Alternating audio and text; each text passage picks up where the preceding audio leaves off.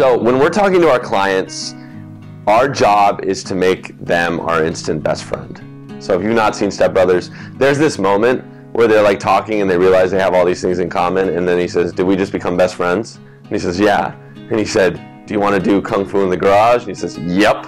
And then they go in the garage and they do Kung Fu together. Like, that's how they became best friends. Our job is to make our clients feel okay. So there's two mental states that we look at. There's okay versus not okay.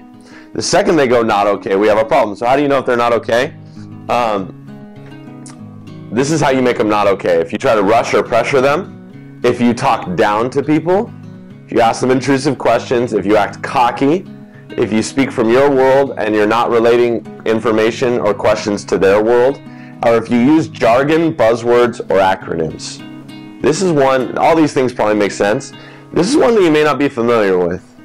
I was role-playing with one of our superintendents last week, and we're talking about, you know, this experience where he was calling this insured, and he was telling her that her tile end caps could not be matched. And the whole time I'm thinking to myself, this woman is 80 years old.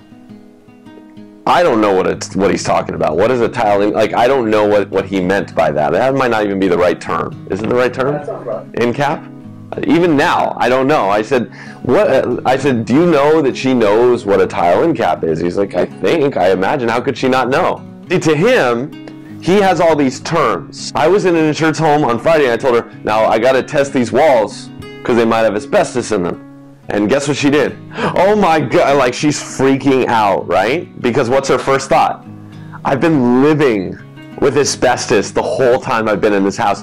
She thinks she has cancer now. She grabs her dog. She's holding a paper towel over the dog's mouth, right? Like, she's freaking out.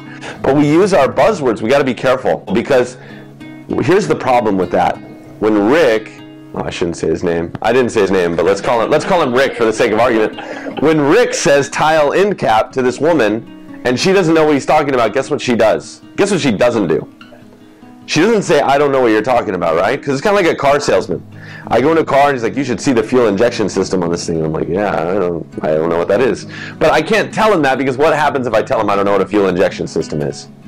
What am I thinking as a salesperson if I admit, or a mechanic, worse yet? If I tell the mechanic I have no idea what I'm doing around cars, what am I scared the mechanic's going to do? Take me for a ride. I don't want to admit that I don't know what you're talking about. So when you use acronyms and buzzwords and jargon, people don't know what you're talking about, but they're not going to say, I don't know what you're talking about. They're just going to feel not okay. They're going to be uncomfortable.